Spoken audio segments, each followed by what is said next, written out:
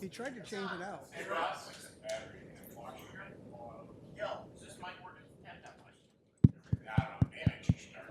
Eh? How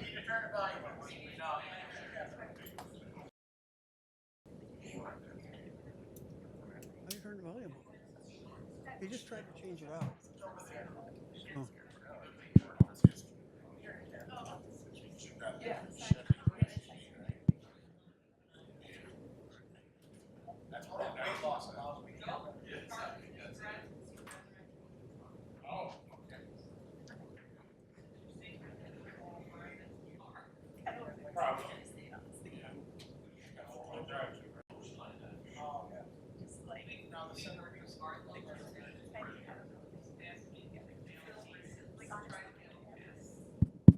That's better.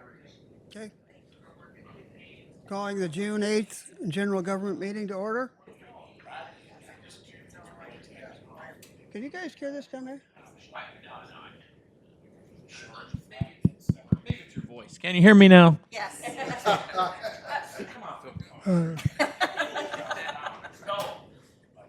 Calling the June 8th general government meeting to order. First up is the agenda. Need a motion and support to pass the agenda. Motion by Snell, support by Pulaski. All in favor indicate by saying aye. Aye. Those opposed, the same. Passes unanimously. Move on to public comment. Any public comment this morning? Again, any public comment this morning? No public comment apparently. We will move on to committee items. First up will be the minutes from last month's meeting. Need a motion and support. Moved by Walls, supported by Snell. All in favor indicate by saying aye. Aye. Those opposed, the same. Passes unanimously. Move on to the next item. There'll be appointments. We have one appointment this month. It's a leftover from last month. Material Management Planning Committee.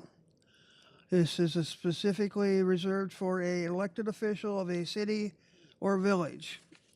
Term expires 10 of 29. It's vacant currently. We have no applicants this month. Anybody bring one forward?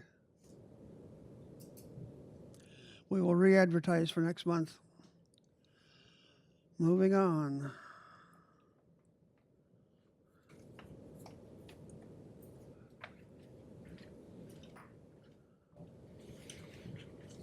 We have Accelerate Jackson, EDC Revolving Loan Fund Plan Renewal.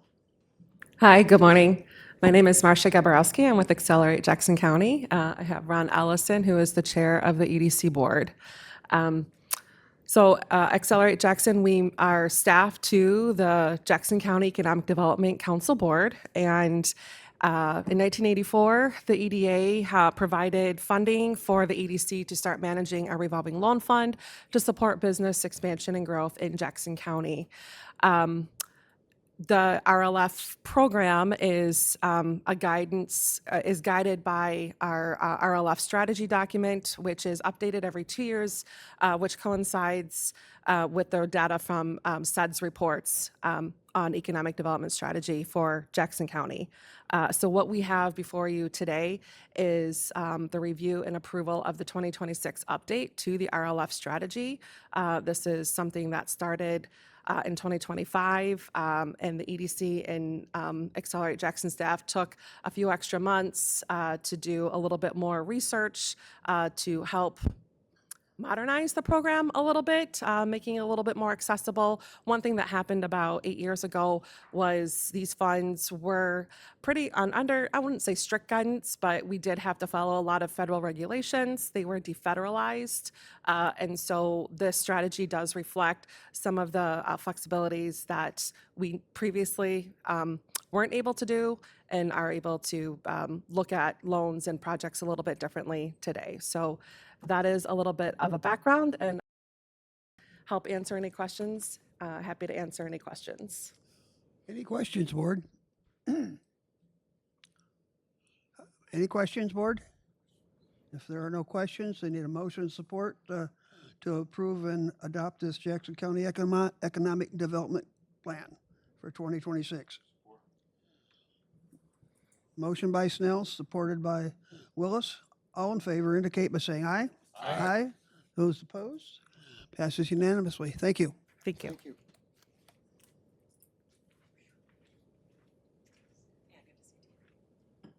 Next up, we have the Treasury Report. Good morning, everyone. Good morning, Karen. All right, so I emailed out the quarterly report update on May 29th. You should all have that. Just a really quick snapshot as to where we are, beginning of year 2026 to June. There's some stats there for you, updating on our foreclosure cycle for this year and the parcels, the number of parcels we ended up foreclosing on. There's other pertinent information such as the auctions that, the tax foreclosures that, and the dates that they're going to be held. There was two other items that happened that I wanted to spend a minute to talk about. They're not in this report because they just happened, just to let this board know. Other statutory matters that I had to attend to, we had an elections commission's meeting on Friday, June 5th, to review and approve the upcoming ballots for August 4th. So just to let you know, we still have that obligation. I still have that obligation to participate in all things election commissions related. That can be ballot approvals for anything that's going to be voted on by the public. And if there's any recalls, that is also a matter that the Elections Commission is responsible for reviewing and holding meetings and making determinations. So just as an FY there for you. And then we have, as part of our excess proceeds claims matters that I have been all trying to update you on as to where we are with that. In the west side of the state of Michigan, there is a class action settlement named Wayside Church rising out of Van Buren County. That has been going on for several years now, and as a result of all of the different claims and excess proceeds being front and center, the eastern portion of the state of Michigan is now impacted in a class action suit that is called the Fox settlement arising out of Saginaw County. So we're in the process right now. We're working with the class action claims administrator. Macomb County Treasurer's Office is responsible for handling the administration of that process. They wanted us to make sure that we let everyone know that could be a potential claimant. So I'm going to read just a snapshot of language. It's just to let people know their opportunity to file a claim. That window is closing. So if you bear with me, I just want to make notice of this. Jackson County is participating in a settlement of claims for surplus proceeds from tax foreclosure auctions before 2021. The settlement is for properties that were sold for more than the outstanding taxes and expenses between 2013 and 2020. So this is retroactive. Claims members are persons or entities that had an ownership interest in the property. As I mentioned, this case arises from the Fox settlement out of Saginaw County. It is pending in the United States District Court for the Eastern District of Michigan. Class members should have received a notice of this settlement in the mail. If you think you are entitled to participate in the settlement and have not received a notice, you can contact the claims administrator through the website. The issue here is that you must file timely a claim to participate in the settlement, and that deadline is July 16th, 2026, so next month. So the claims administrator wanted us to make sure that everybody knew, any potential claimants, that that deadline of July 16th to file is out there and we'll be here before we know it. And that concludes my update, but would be happy to entertain any and all questions. Any questions, board? Commissioner Pilecki, please. I'm glad to exhibit my ignorance in all things related to this, Madam Treasurer. So we've been kind of worried about what exposures we may have as to those earlier years that you described. Would this, whenever it's settled, would this be the settlement of those earlier years, or would there still be remaining exposure to us? Let me get my crystal ball out, my little crazy 8-ball, and shake it and try to find an answer. Short answer is yes. We hope that this class action settlement on the eastern side of the state will resolve any and all pending retroactive claims that are out there. And until the deadline that you described passes, we don't really know our full exposure. That is correct. Yes, that is correct. Please understand, though, as I mentioned, these address the retroactive. Each year that we do foreclosures as county treasurers, we will have a new batch of potential claimants. So we will always have claims of excess or remaining proceeds from each new tax cycle that we go through. But I'm thinking about Proactive. prior to the, whatever the court, I forget the name of the court case that, Wayside Church. well, I'm thinking of the, Oh, Raffaele. Raffaele is what I was thinking about, Yes. yeah. That's the one that kind of started this whole ball running down the hill here. But, yeah, I realize each year generates its own exposures. Correct. But I was worried about what The past retroactive. exposures we Yes, may and have. that is, to me, that's the most concerning because we won't know until we know. After that July 16th deadline, we will have a much clearer picture. Okay, very good. Thank you, Mr. Chair. Thank you, Mr. Pulaski. Any other questions? Yes, sir. Thank you, Mr. Chair. So my question is, just to make sure I clearly understand, you're saying the claims are for anyone who has a property that was sold in a county tax sale between 2013 and 2021 that was sold for more than what the taxes were on that That's property, correct. Yes, and have until July 16th to file that claim. that's correct. Yes.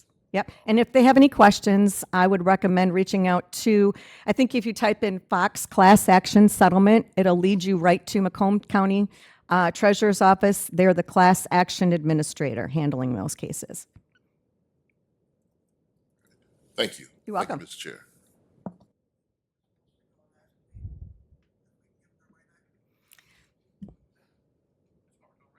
Yes.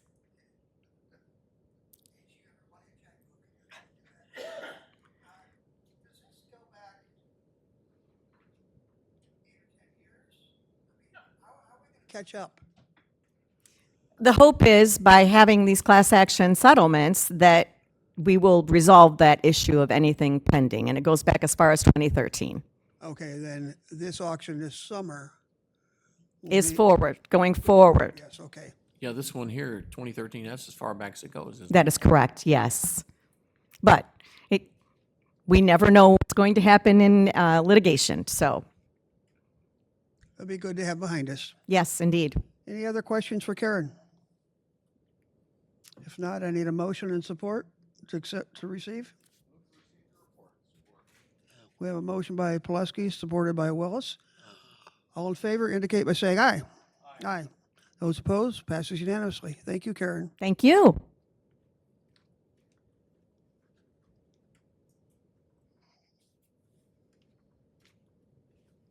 Next up, we'll have finance. Welcome, Cecilia. Good morning. So I am here to go over and see if you have any questions on April 2026 financial statements. As you can see, the benchmark for 4/12 is 33.3%. And that's kind of where we're looking at our expenditures, for example. Our year-to-date percent total is 34.7, so it is a little bit over that benchmark. But good news is this is exactly where we were last year. So we're kind of, we're kind of pretty much where we were expecting our expenditures to be. Our revenue percent total is 18.7%, and our 3-year average is 17.6. So we're a little bit above our 3-year average for our revenues, which is also good news. I did make notes on comments on certain expenditures line items that were over our benchmark. And are there any questions that anyone has on the financial statements? Any questions, Warden? I have a question. I look at the general fund benchmark. Look, we're ahead on expenses over our normal percentage. And we're behind on revenue. Or no, I guess we are ahead on revenue a little bit. Right. So that's where I was making the comment where I did look back at this time last year in April, and we're exactly where we are with our year-to-date percent total. So we were also at 30.6%, I think. This year we're at 30.7%. Even though it's above the benchmark, we're still right in line where we would expect to be for this time of year. I don't know how y'all get it done so accurately. We try. It's amazing. Need a motion and support to receive. Motion by Snell, or Pulaski, supported by Walls. All in favor indicate by saying aye. Aye. Aye. Those opposed? You guys have a good day. Thank you. Passes unanimously.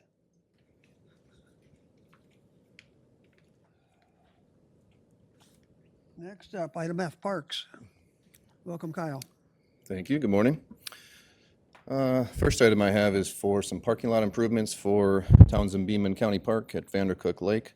So this is the middle parking lot. We've got 3 parking lots within the park there.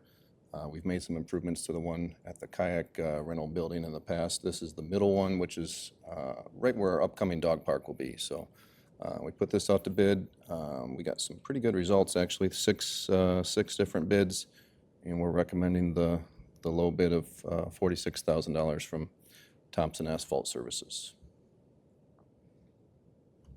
Okay, any questions, board? Comments? I have a question. The 2 low bidders, are they both in-county companies? The low bid, I think they're actually from Coldwater. The second low bid, I think, they didn't include everything, so not sure. No, they're not from in the county. So Which one is in-county? of the 6, I'm not sure. I'm not sure any of them are actually. There are quite a few from the Lansing area, but the low one's from Coldwater. The low one's in Coldwater? Yeah, And which one is that? Thompson Asphalt Services. All righty. What's your pleasure, board?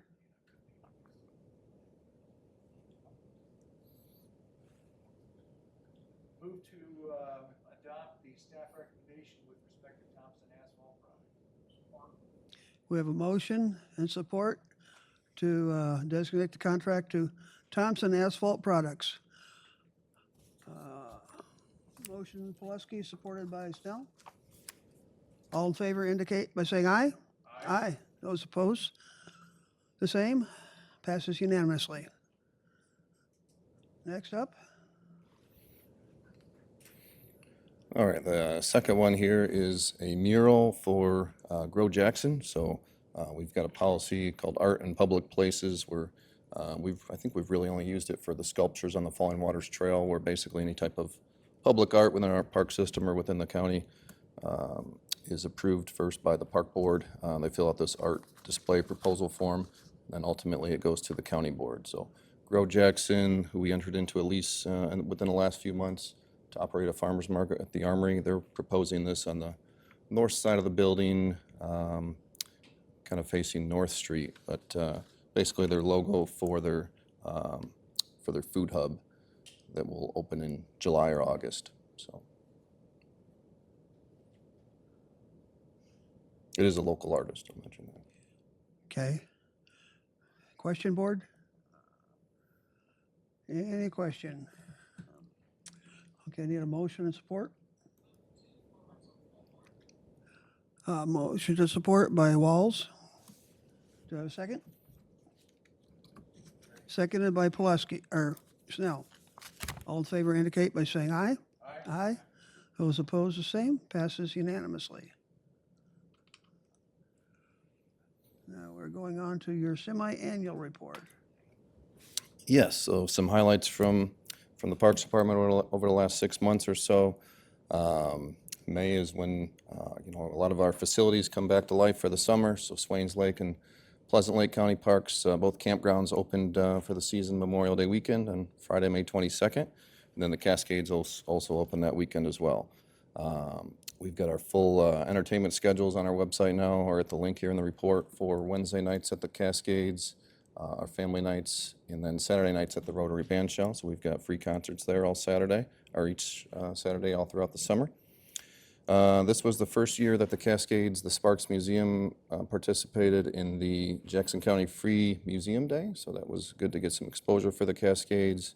We had about 134 visitors come through that day, so something I'm sure will continue on for years now. A lot of folks didn't realize we had a museum. I think if you're inside the Cascades, it's obvious, but if you're just driving by, there was some folks that didn't know. So we're thinking about some signage for outside for people driving by, but the museum is open every time the Falls is open, so it's got a lot of great history information on how the Falls came about and the history of Captain Sparks. A couple of projects that I'm pleased to report that we are complete with now. Some new pickleball / tennis courts at Grass Lake County Park. These are quite an improvement for what was there previously, some tennis courts that were really in need of replacement, so getting some really good feedback on those. And also a new playground at Pleasant Lake County Park that opened just in time for the camping season. So it's got some features that a lot of our other playgrounds, none of our other playgrounds have. So it's got some accessibility, it's got a zip track, climbing net, so a lot of different things that we're adding to the park system. We've got a new kayak rental vendor at Vandercook Lake, and he's started off great over the last few weeks. He opened Memorial Day weekend. It's called Otterly Fun Kayak Rental. So we've had a previous vendor there for years. This vendor, a little bit different, he'll pick folks up and deliver kayaks or canoes anywhere within the county, actually. So it's more than just Vandercook Lake. He's really interested in getting people on our lakes and rivers, much as we are as well as a Parks Department. So that's been a great partnership so far. We participated in Community Impact Day in the middle of May, where we partnered with the Chamber. We submitted 3 different projects for volunteers to consider coming out and helping us with. And we were successful with finding groups for each of those. So we had folks from Consumers Energy painting some barns, one barn actually. We want to get more painted, but they were able to get one barn done on that day. We also had American One staff helping with mulching and cleaning out our flower beds. And then a group of employees from various different employers helped plant flowers at the Cascades. So we got quite a bit done that day. And one of the things I'm working on is finalizing kind of a volunteer program that we've got in place that we can do things like this all the time. So we seem to get a lot of interest, and we can have different ambassadors for maintenance or for helping promote different things within our park system. So that's something that's coming soon. I know a lot of you were there or have been there since the opening, but Grow Jackson's Farmers Market opened back on May 2nd, so that was a huge turnout for that opening day. I know they've been had some good crowds every Saturday since, so that's been going well. That mural, I think, is going to look great on the north side of that building. Golf course irrigation, something that we brought to the board last fall, I believe. You know, we brought a plan to retrofit the existing system that was very out of date and was costing a lot annually on routine maintenance or repairs, emergency repairs, I should say. We got that completed this spring. Wasn't really even much disruption to play, but we've got new irrigation heads and a new controller. So a lot of that has been modernized and is working great so far. So something new that we're working on, we're partnering with Experience Jackson on this Park Challenge program. So it's a new idea to get people to go to certain parks, our hidden gems, or where we've completed recent projects. So starting June 21st on the Experience Jackson app, there's a little tab called Challenges. So we've got 14 different locations that we're trying to drive people to where they can check in and they'll qualify for prizes if they visit so many different spots. But, you know, the Round Lake Artesian Well, a lot of people are not familiar with that. We've got things on there like that, but also things like our new improvements, tennis courts and playgrounds that just opened, just trying to get people to see our hidden gems, but also some of the projects that we've recently completed. So, and then a list of events here to wrap it up. We've had 22.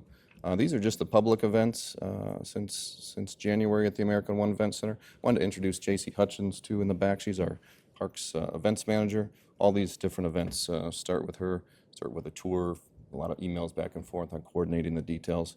But like I said, these are just the public events, but we've had 58 events at the American One Event Center just since January. So a lot of private events, parties, and business meetings and things like that. So happy to answer any questions. Any question, board? Commissioner Pulaski.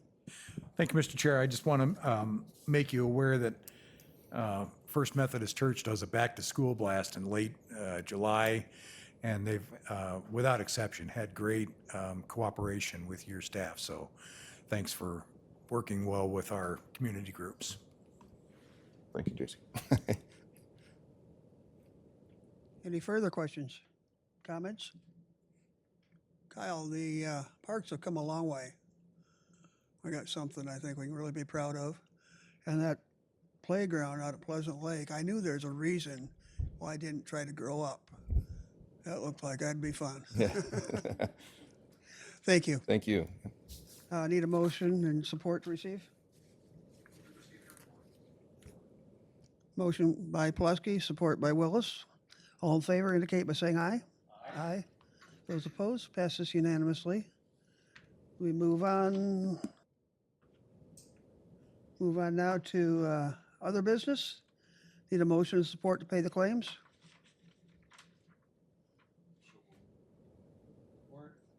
Motion by Willis, supported by Pulaski. All in favor indicate by saying aye. Aye. Those opposed, the same. Passes unanimously. Move on to public comment. Any public comment? Any public comment? Move on to committee member comments. I'd like to thank you all for being here and participating. I'm glad to be 2 months in a row now. I'm back. Meeting adjourned. Thank you.